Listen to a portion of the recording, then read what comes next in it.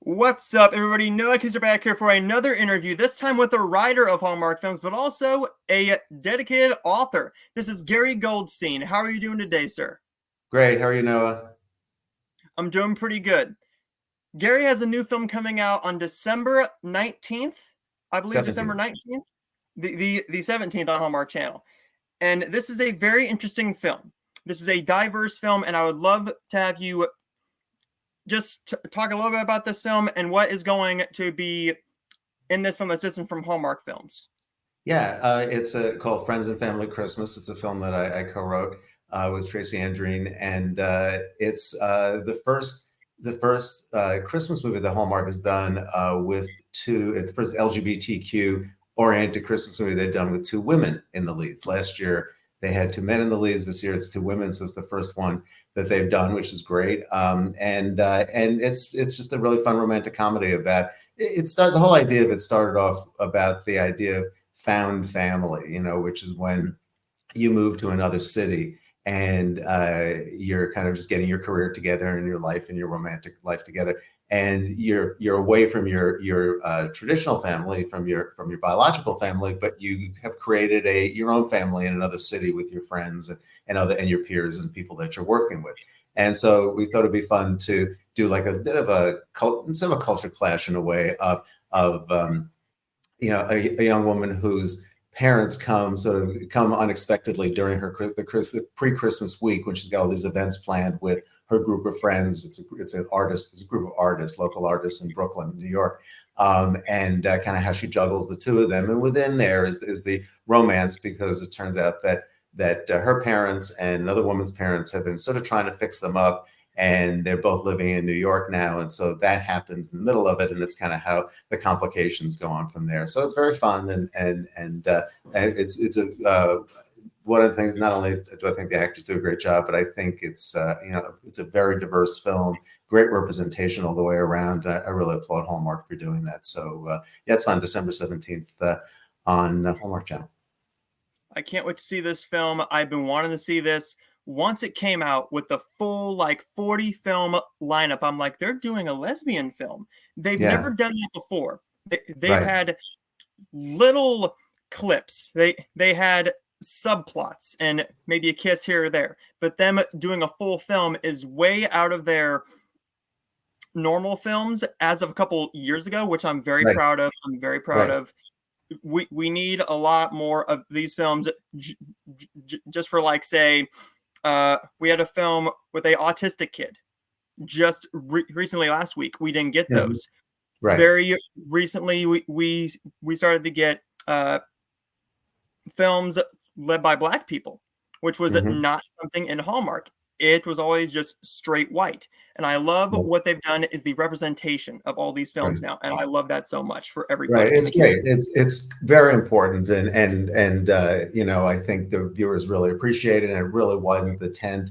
And it's a reflection of real life. I mean, that's really what these movies should always be, wherever it is, whether it's Hallmark or anywhere. This should be a reflection of real life and the world around us, and really embracing all kinds of diversity. It's very important, not just for Christmas movies, for everybody on and off the screen. So how do you come up with these script ideas for your films? Do you Uh, come with all of them, or do they basically are you a writer for hire? Say sometimes. It depends. It depends on whether it's Hallmark or it's another network or a streamer, or I've written a lot of feature films. It's a combination of the two things. You generally you do as a screenwriter, you do a lot of writing on spec, meaning that you write a script to then sell, as opposed to being hired to write something, and writing it on an assignment, let's say. So I've done a lot of that in my career.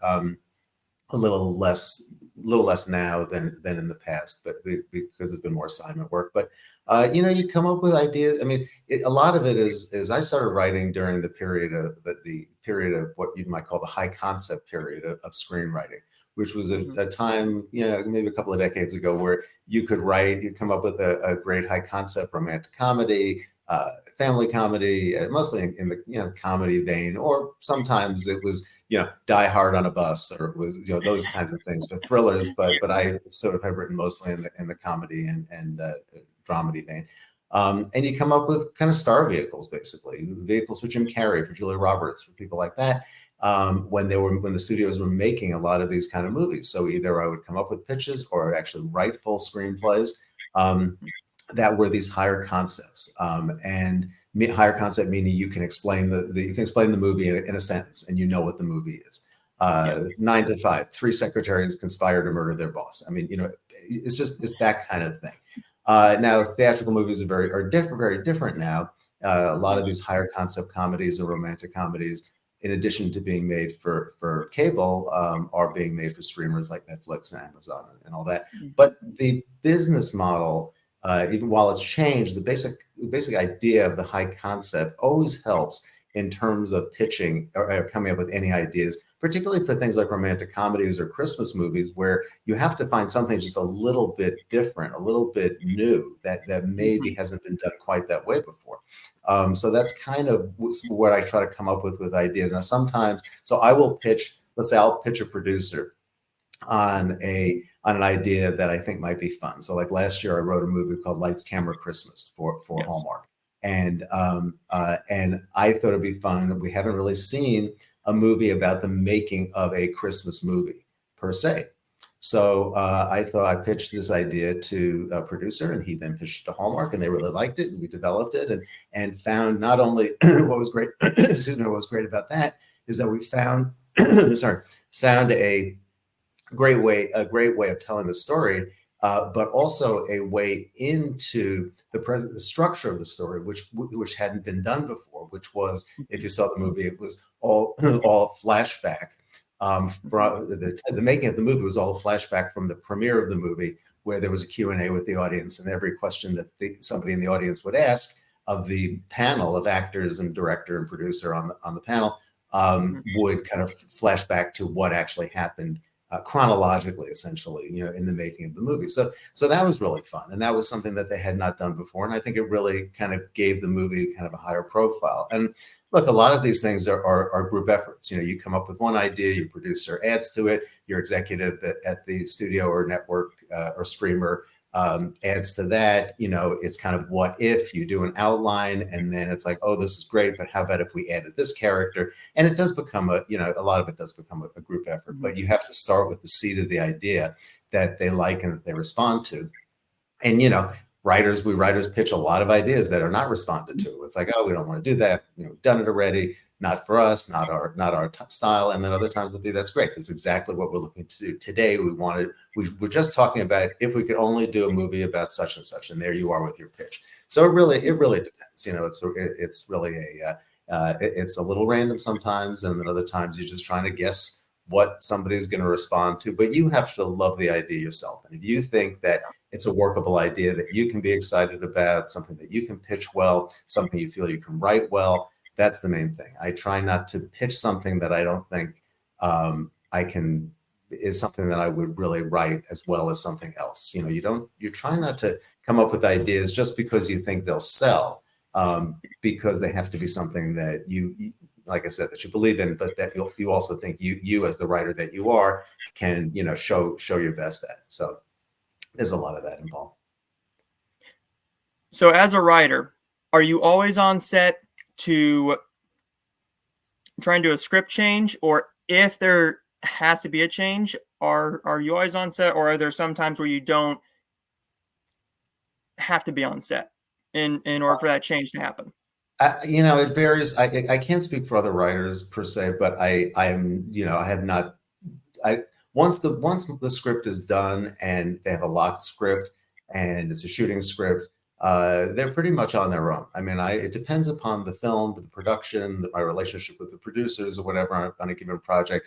I based upon where the movie is being filmed, I may be there for a short time, for a period of time. But generally speaking, the way the scripts are pretty ready to shoot shape by the time they production starts, and a lot of changes that are made are often in pre-production or sometimes on the fly, only because they'll lose a location, or they have to change a location, or an actor thinks, oh, maybe this would be funnier or something like that, and they try things out. There have been times where they'll call me from the set, and or email me and say, we're having this issue with this line of dialogue. Could you change it? Or other times they just do it themselves. It really depends. Being on a set as a writer, really, depending upon what you're needed to do, sometimes it's more necessary to be there than others. I wrote a feature film a number of years ago called The Politics of Love. That was a feature romantic comedy, theatrical comedy, and I was more involved in that because it was shot very near where I live, and it required maybe more changes along the way. So I maybe showed up more or was contacted more during the production. It really depends. It depends upon the film. Do you have a favorite film that you have? See, I don't want to say pitched, but what's your favorite film that you have written that has aired? Well, it's like, it's a little bit like asking who's your favorite child. You become so close to all of them as you do them. One of my favorites is well, first of all, it is often said that my favorite project is my next one. So that's, there's that answer. But just in terms of the history of the things that I've written, and I've been writing for a long time. I love, one of my favorite movies two of my favorite Hallmark movies that I've written are Hitched for the Holidays, which is the poster over there, with Joey Lawrence and Emily Hampshire, that came out about 10, 11 years ago now, but it's still one of my favorites. I wrote it a little bit before that as a feature film. It almost sold as a feature, it didn't, and then Hallmark was kind enough to pick it up, and we turned it into the Hallmark version you see, which was not really so much different than the theatrical version ultimately. The movie means a lot to me. It's kind of a perennial, and people always talk about it and really love it, and it's just funny. I think it's funny, and does some things that not a lot of Christmas movies have done. It definitely somehow gets into a little bit of the darkness with the characters in it, and a little bit of the psychology, and I don't know. I think it's really a fun movie, and the actors did a wonderful job, as did my director, Michael Scott. And then I also love a movie I wrote called This Magic Moment, that was a while ago, but it was based on a theatrical screenplay that I wrote that actually was set up to be made as a theatrical film, and we lost the financing and things happened. And then, I was just, again, lucky enough to show it to Hallmark, and they loved it. And we ended up moving forward with it. And it's a little bit like Lights, Camera, Christmas. It's in reverse. It's about a young man who runs a video store in this New England town, and a movie comes to his town to shoot. And he ends up having this kind of pretend romance with the lead actress in it, and who's maybe, they're, in the original script, he was a bit younger than her. I think they're now about around the same age. But it's funny and charming, and the cast was great. I love that one. But I'm very close to all the projects. Whether it's the Hallmark movies or anything else that I've done. I've written a lot of stage plays, and they're very important to me, and they all kind of reflect different points in who you are in different moments in your life, and what's going on in your life, how you view the world. Depends on how much of yourself you try to infuse yourself and your perspective and point of view into a lot of the characters, particularly the main character in whatever you write. So they're all special, because you do go through a lot with them. You spend a lot of time on these projects. It could take you, I don't know, X number of months to write a film, let's say, but from start to finish, from the inception to the outline, to the pitching, to the outline stage, to writing it, to production, to release, it's a long time. So you're living with these projects over the course of a long time. And same novel writing, it takes a long time to write a novel. It takes a long time for them to come out, and then you market it. So you really, like kind of a personal history with every project. Mm-hmm. So as a writer, would you say it's hard to write a screenplay, a stage play, or a novel? Or does it just depend on each idea? It's a good question. You know what? They're all my general answer to that would be because I don't think any of them are easier or easy, but you know which one maybe is a more efficient. You know, writing a screenplay is you know, you're writing a little bit more of a blueprint, and you don't get into as much detail. Writing a novel, you get into a lot of detail, but the difference is that I find in writing a novel, it can go almost as fast as a screenplay as long as you have an outline and you know what you're writing and you know your story, because you edit yourself less along the way.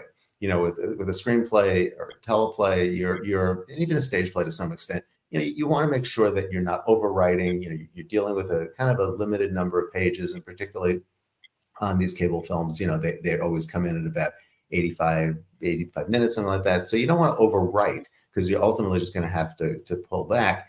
But in a book, you can just sort of go off on a few tangents and all that. And eventually, I mean, my first book, The Last Birthday Party, started off at 98,000 words, and by the time it was edited by my publisher, it was 84,000, and it completely tightened it up and all that. But you had the words to work off of, so it was okay. And sometimes the editing and the compressing can take a lot of time, you know, when you're writing something. So I don't know. I like all the forms. You know, it just depends upon how prepared I am for, you know, to start writing.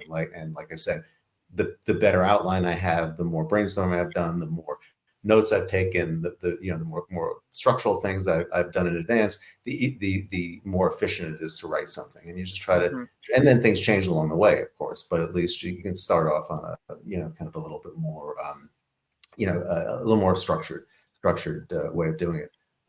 But yeah, it depends upon the project, I would say. Would you ever turn one of your novels into a screenplay to potentially pitch at some point? Or would you want them to Absolutely. shoot? I have already my first book, The Last Birthday Party. I'll just give a shameless plug to The Last Birthday Party, which just came out a couple of years ago. It's a romantic comedy set in Mhm. Hollywood. Um, I have written the screenplay of that, and we are out to try to get it set up either as an independent feature or as a streaming film. Um, so yeah, you know, but I will say that I've adapted a number of books for TV movies, things that I haven't written, but not books that I haven't written, but other authors' books. And it's always an interesting way, you know, interesting uh, pr- approach to writing a screenplay when you're working off of something that's existing, because books are not always written, they're not always structured quite like a screenplay is. And No. particularly TV movies, which are, you know, again, they're a little shorter, they're in 9 acts and that kind of thing. So those are always interesting to adapt. Adapting my own book into a theatrical screenplay. The trick was how to pare it down, because the Last Birthday Party has a lot of internal thought for the main character. It's kind of like, how do you pare it down so that you're still getting the you know, the best parts of the book and the best feelings about the book, and what makes the book rich, and you're still getting it on the screen without losing too much. And in the case of this book, it's not that it's such a long book, but there's a lot that goes on in it, and I really had to pare down a lot of the moments that I loved and things, just to sort of really stay focused on the plot of it, and then expand a little from there. It wasn't I definitely had to add things to a screenplay to make it work better as a screenplay that were not in the book. You know, you have to structural things and stuff like that, you know, connectors and whatever. But yeah, it's really fascinating process to do it, you know, and I'm just hoping we can make the movie one day. So can you tell us a little bit of if you're writing anything now? If you have any screenplays or novels in the process right now of being written, or have you pitched anything else to a film Yes. studio or anybody else? Yeah, definitely. Well, I'm always pitching. I'm always coming up with ideas. I'm always trying to write something new. But you know, I never sort of resting on the last thing that I've done, because things tend to. So it's like if I wrote the screenplay to The Last Birthday Party, and I'm waiting for somebody to pick that up, but I'm not doing anything else, I could wait for a year before I get any attention for that. So you always have to be doing other Mhm. things. You know, juggle a lot of balls. But right now, I have actually quite a few pitches out to some cable networks and streamers, with for some Christmas movies, romantic comedies. I have a detective series of books that I'm trying to get set up. as a kind of a mystery wheel kind of thing, a cozy mystery set of books that I found that I really like. So I've got a producer attached to that. We're trying to get that set up. I've got a couple of a biopic or two that I'm interested in that we're trying to do. And then also I just finished my third novel, which is called Please Come to Boston. And that's out with the agents and some publishers now to see if I can get that picked up. It's a coming of age story set in Boston at Boston University a long time ago. And it's a really, I think it's really fun, romantic dramedy more than comedy. So I'm trying to get that out. I wrote that, finished that this year. We had the Writers Guild strike for about 4.5 months, which was not a good thing, but it did allow me to have more time to work on this novel and finish it. So there was that. But yeah, it's I'm always doing something and got something new out there. Always trying to anyway. So you said that this was your newest book. You Right. had a book come out last year called The Mother I Never Had. Could you tell us a Yes. little bit about I that can book? tell you, and I just happen to have a copy of it here. I can show you, The Mother I Never Had. Yeah, and it's kind of a departure from a lot of things I've written. It's a family drama. I've written a number of dramatic scripts and plays, but this is a very serious drama about a family and about a mother and son who reunite after many years, and the son doesn't know that he ever had a mother, and this mother comes back into his life after she left him right after he was born, and he was told that he never had a mother, or that he had one, but she had left him. And it's all about what happens, and his father has just died. So it's all about what happens where, as an adult, as this main character is 30 years old, what happens when you're a 30-year-old man and suddenly you discover that you have a parent that you never knew even existed. And it's a real, I think it's a fairly it's pretty deep and sort of profound look at families and relationships and forgiveness, and a lot of it is the relationship between the main character and his late father in terms of what his father had held back information wise his entire life, which the son doesn't find out until after the father is gone. So how do you square that information, and what do you do with it? So yeah, it's a bit of a departure, but it's from my writing. But it was one of those stories I wanted to tell, and it wasn't something that I think had much humor. The concept didn't have much humor to it, so I just went straight drama. Although a lot of people read it and they go, "God, there's so much great dark comedy in this," and I thought it was it kept it lighter than it might have been. So I don't know. That wasn't kind of my plan when I wrote it, but I'm glad to see that people, don't feel too heavy or anything. But yeah, it's really, I'm very proud of the book. And it's also something I think would make a good movie. I had not written the screenplay yet, but I'm hoping I got the book out to people, see if we can drum up some interest in it for that. So we will see.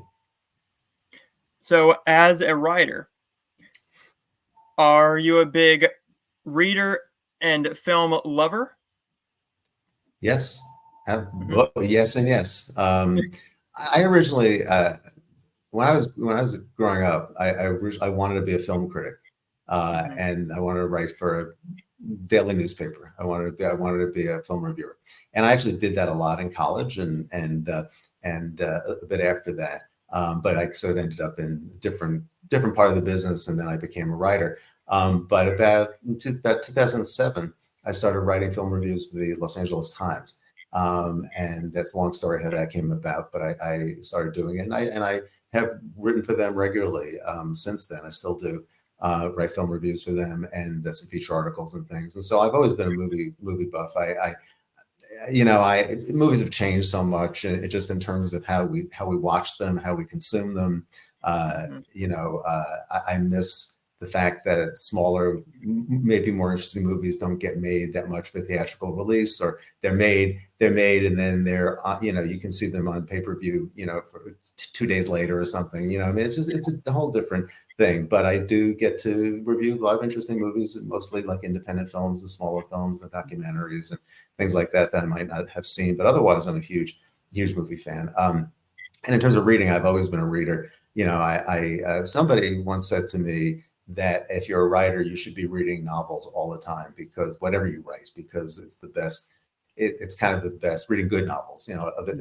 is the best way to to really hone your craft, which I thought was sort of interesting. But I've always, even as a kid, I was always reading books, mostly fiction, and to this day, I read every day. I'm always reading some book or another, so I always take some time every day, even whether it's before I go to sleep or whatever, to read a novel. And it's when I started writing novels, it completely inspired my novel writing. In the same way that when you're writing screenplays, it's great to to watch movies, good movies, to inspire your work. So yeah, I definitely fell into for my interests. I definitely fell into the right line of work, I think.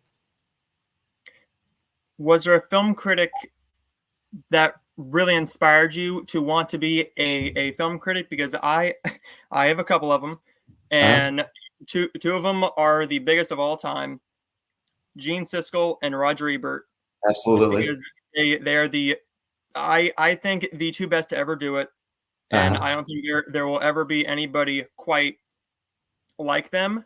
So, Right. was there anybody who really inspired you to become a film critic, or was that just something that you wanted to do without any prior knowledge to being a film critic? Well, it's a good question. Growing up as a kid, newspapers were a big deal when I was growing up, and everybody read physical newspapers at the time. And it's only in these last, couple, maybe decade or so that physical newspapers have really kind of hit the skids. But um, I used to read the film reviews at a time where there were tons of really meaningful film reviewers. I grew up in New York, so it was really a center of journalism and film reviewing. When I grew up, there were people like Pauline Kael, and it's just people who were really. Vincent Canby, the New York Times, just like a lot of these really kind of classic film reviewers, Mhm. from whom, just a short time later, Siskel and Ebert kind of sprung from, and then they went off on their own and really popular. Siskel and Ebert really popularized film reviewing, Yeah. but the art of film reviewing, I think, goes back, way before I became interested in it. But again, I grew up at a time and went to school at a time and became a professional at a time where film criticism was really meaningful, and it wasn't, and there weren't as many, we didn't have blogs and we didn't have websites and things. It was really, you wrote for a newspaper, you wrote for a magazine, you wrote for you were a reviewer on television, that kind of thing. So I had some really good role models, I think, but I just always liked the form of film reviewing. It just seemed like you could write, you could craft a little piece of art every time, you did it. And I learned so much about films and filmmaking from writing about them, but I was also a film major in college. I saw, went to have a million film theory classes, saw the classics, the foreign films, did film production, all that kind of thing. So I really learned a lot, kind of an early age about all of that. But I realized when I graduated from college, that just being a film critic at that time, and based upon where I was, it would be a hard career to kind of make a consistent living at. So I ended up getting into film publicity, and did that for a number of years until I jumped out of that to become a screenwriter. I'm always inspired by them, and to this day, I mean, I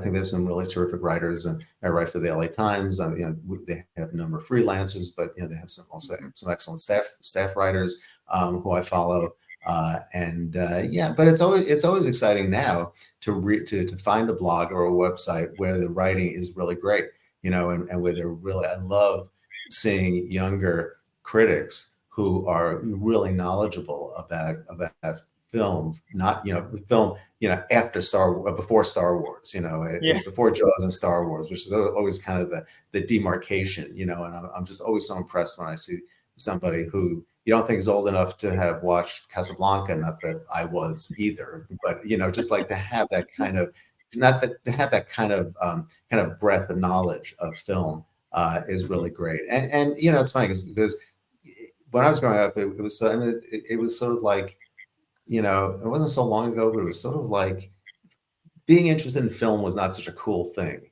Hmm. but now it's cool. These last number of years, it's gotten cool. I think because people can participate in it, and because everybody, with for better or for worse, sometimes with an opinion and who loves movies or art, any kind of the arts, can't has a platform to write about or could create a platform to write about. I wish I had that, when I was starting out with that. So yeah, I think it's an interesting. I would say to anybody who wants to write about films and wants to have their own website or own blog or anything like that, absolutely go for it and do kind of the equivalent of the way you do with what you're doing. You create a platform and you go out and do it and promote it, but to Yeah. really take some journalism class, a journalism class, a journalism writing class, so that not only are your opinions valid, but the way you express them are really valid. Because sometimes the writing is better than others, and I think sometimes not great writing undermines these smart opinions that the writers do really have. So I really Yeah. recommend, because if you're not being edited by anybody, you really need to be a good self-editor. So, and I say that actually for novel writing or anything, you really should take journal. My best class in college was Journalism 101. It Mhm. taught me everything about writing copy and writing tight and not repeating myself and all of that. And I to this day it's the foundation of my ability as a writer. So I would definitely recommend people do that if they can. And I'm sure now there are tons of them online and stuff. Mhm. So, as a film buff, what are some of your favorite films of all time? Again, that's like asking who are your favorite children. But I will say I can just randomly say some of my favorite movies are Ordinary People. I love The Graduate. I love big comedy fan, so I have a couple of comedy favorites: Fast Times at Ridgemont High and Mhm. Risky Business and 16 Candles and some of the other things in the John Hughes canon. I love. There are older movies. I think Sunset Boulevard is an amazing movie.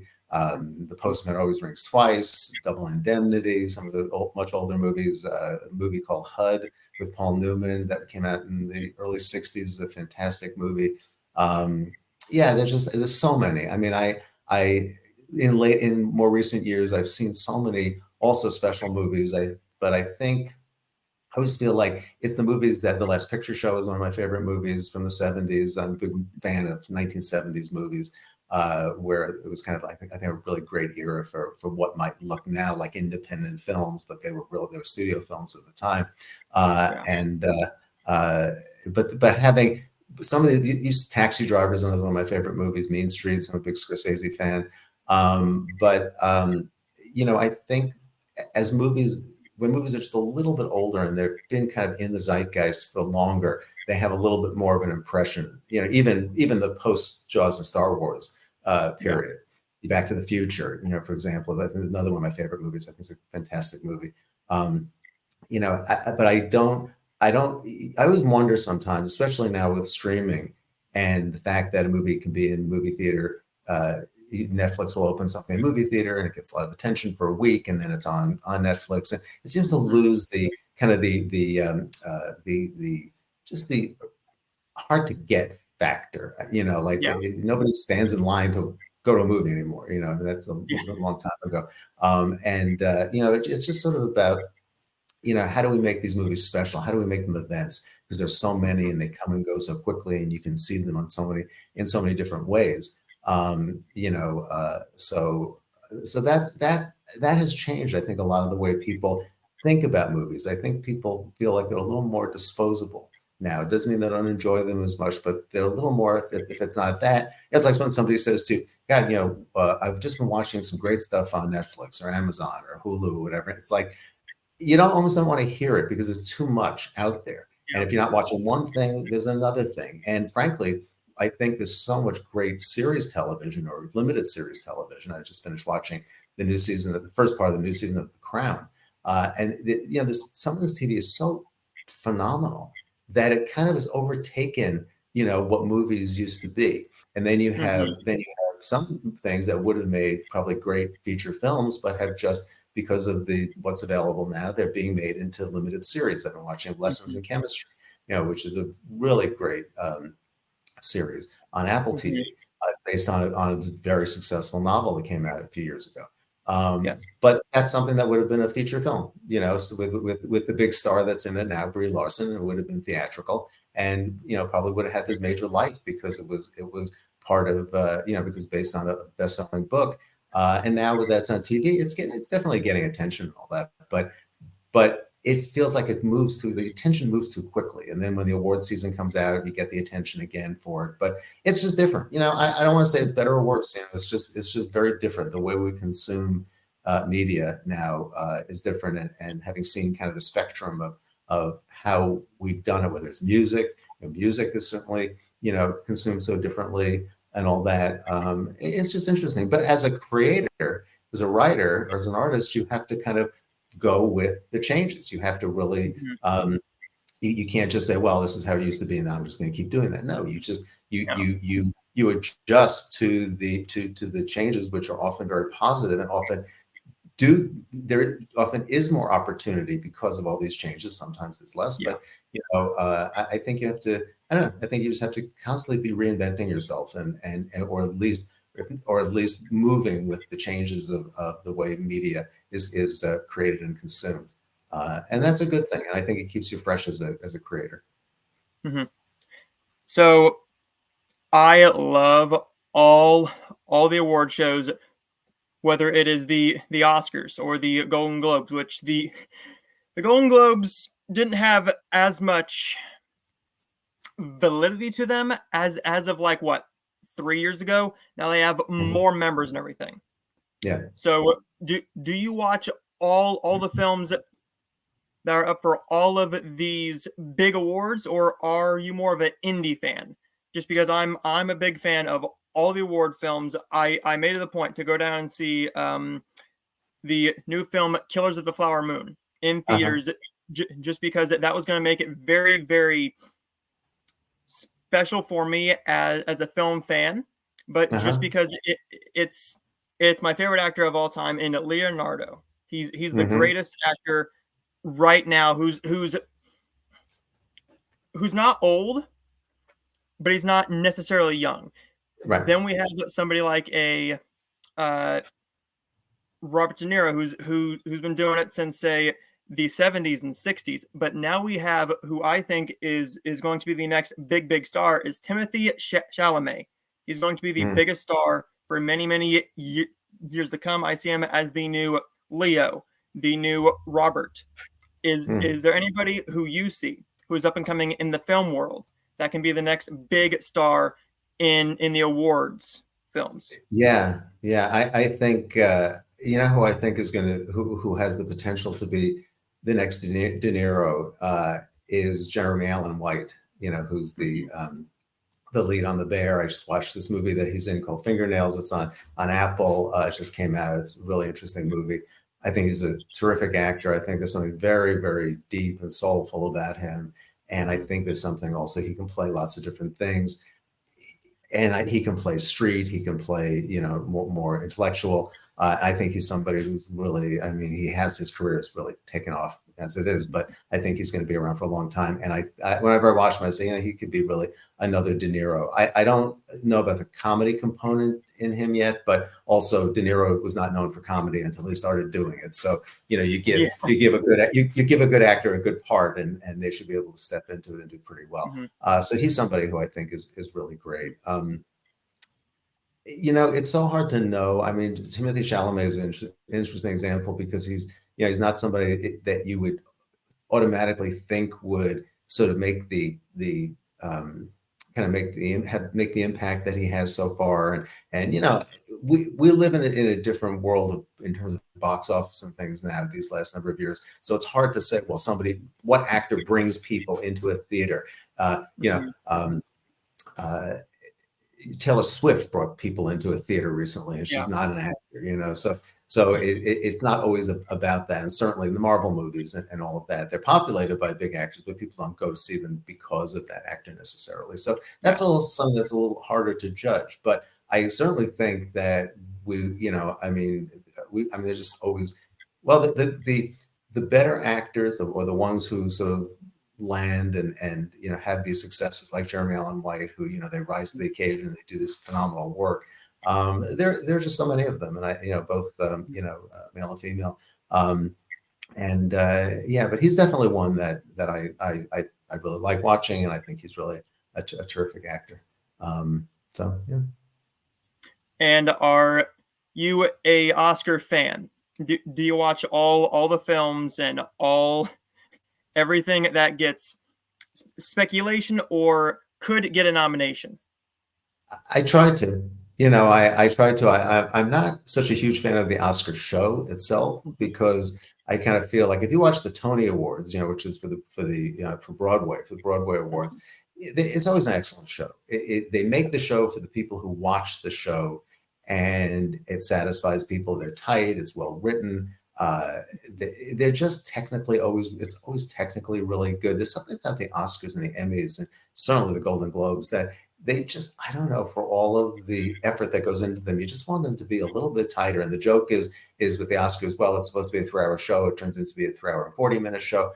Yeah. I don't really understand that why. I mean, this because it always feels like there's a lot of filler and, I don't know. I never get it. But I think the Oscars could do better and this is my little rant, but I think by creating shows that the people who really watch the Oscar shows and really care about movies and really care about the awards, and not just as a pop phenomenon, the show that they would want to see, which makes it more serious, which would make it more serious, less jokey, less gimmicky, more people who you consider movie stars or whatever the crossover now is, movie and TV stars, as opposed to having people who are just famous doing it, bringing in a little bit more of whatever classic Hollywood is available to this, now, whoever's still alive, whoever's around. I'm not talking about the old guard, but even like the Jane Fondas, the Dustin Hoffmans, people who are, are veterans, are emeritus actors now who are so respected and have so much, such a breadth of experience, to have more of those, more representation of the history of film. So I'm always I always want the Oscars to be a little something that they're not. But that's just me. But I do try to watch, see as many as I can, just so I can play along on the Oscars. And I do write at this time of the year. I do write articles for the LA Times about some of the awards nominees and things. So I write these articles sometimes that are about a lot of different movies, like theme articles. So I'll have to catch up and watch a lot of these movies in advance. But yeah, I like to try to. With me, it's all about time. I like to watch everything. It's just about how much time there is to do it. But yeah, definitely. And my last question is, as a film critic, what do you think is the best film of this year so far? We only have about 6 more weeks. So what is the best film of the year so far? Oh, well, I haven't seen a lot of the end of year movies. And I'm just blanking a little bit right now what that best one would be. I liked Oppenheimer. I had some issues with it, so I don't think that's, I mean, it'll be nominated, maybe it'll win Best Picture, but to me, it wasn't Best Picture. You know what? I have to think about it and get back to you. There's always that one movie that I've seen that it's like, wow, that was fantastic. And of course, I know what it was. One of my favorite movies of the year is a movie that I really hope doesn't get lost in the shuffle, which is the movie Air, about the Air Jordans that Ben Affleck directed. I thought it was just a phenomenal film, great script, great acting, so well put together. So that's definitely from the earlier part of the year. What are some of yours? Maybe you'll jog my thoughts. Well, oh shoot, my laptop is just about to die. So Oh, okay. I'll be Okay. right back with you. Right back. Okay. And we're back. Okay. You can edit. All right. So some of my favorite films of the year. My favorite film as of right now is Killers of the Flower Moon. Yeah. It I've did not seen feel it. like 3.5 hours, but there were some scenes where if you cut it out, maybe get it down to 3 hours. Way too much just silent moments. But Lily Gladstone stole the show from both Yeah, she's Leo supposed to and be Robert. amazing. Yeah. Yeah. And then my second favorite film of the year is Oppenheimer, and then probably Barbie. just because Uh-huh. it's a different film. It's a film that got too much hate, in my opinion, just because some people said it's a man bashing film, but in the script, it's basically a story for men and women. Just because look at the story of Ken. Ken had no idea what it was like to really be a man in the real world. So he took that to the Barbie land, and it's basically a message to men as well. It's men Hmm. and women. So that Yeah, story really did it with me. I don't get the Barbie bashing. I mean, Barbie, you may not think it was the greatest movie because it got a lot of hype, but it was totally entertaining, took some big swings, great Mm-hmm. performances. I think what happens though is when a movie becomes so successful, and that was a movie that everybody saw.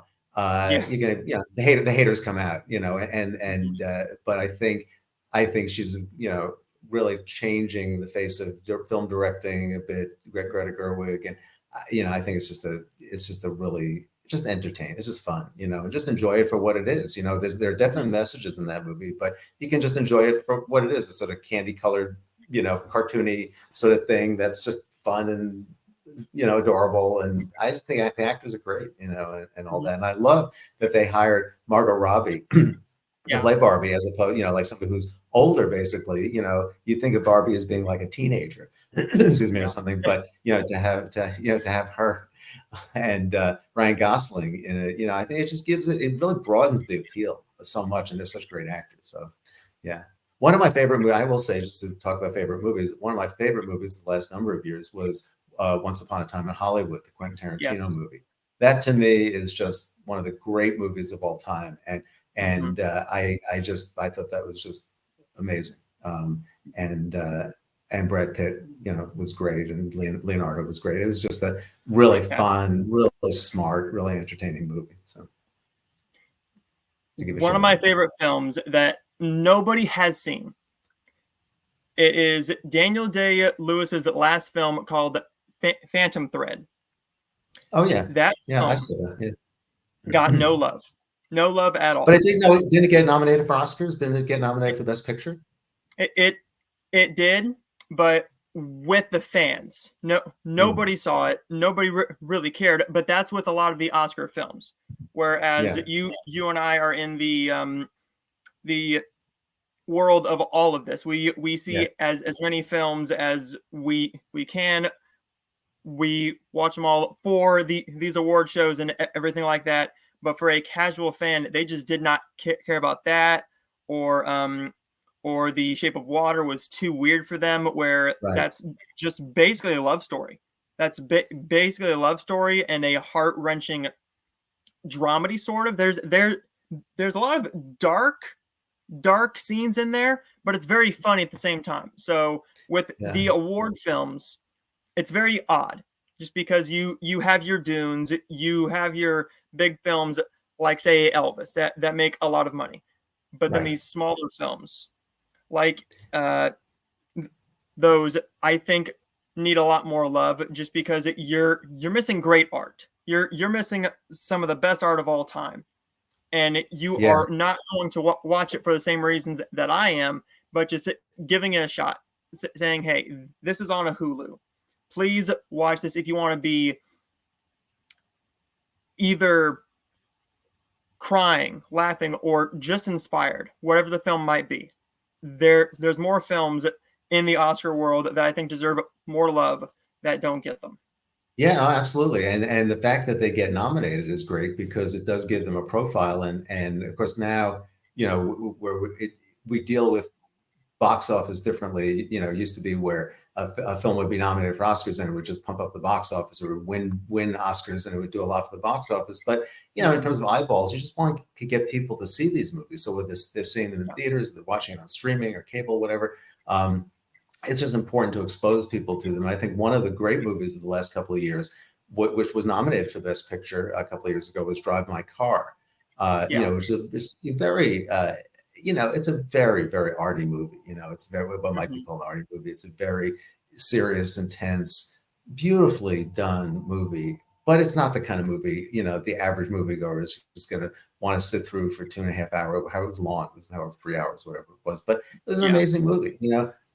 Look, but at the same time, Parasite a few years ago won Best Picture, and that basically it's an art horror film essentially, and the fact that that did as well as it did is a great testimony to people wanting to expand. You know, maybe you just have to have a little genre going on, like with Everything Everywhere All at Once, but that, you know, so at least there's some action and, you know, whatever magic in it, but at least people are being made more aware of some of these kinds of movies that are a little bit different. And I think to streaming's credit, more people are watching more things over the years on Netflix and Hulu and Amazon or whatever that they might not have gone to the theater to see, and they're digging it. You know, they're just like, well, this is interesting. It's not. I mean, there are things I'll watch because it's on streaming, and like I wouldn't have watched it. Wouldn't have probably gone to a theater to see it, but I'm so glad I watched it.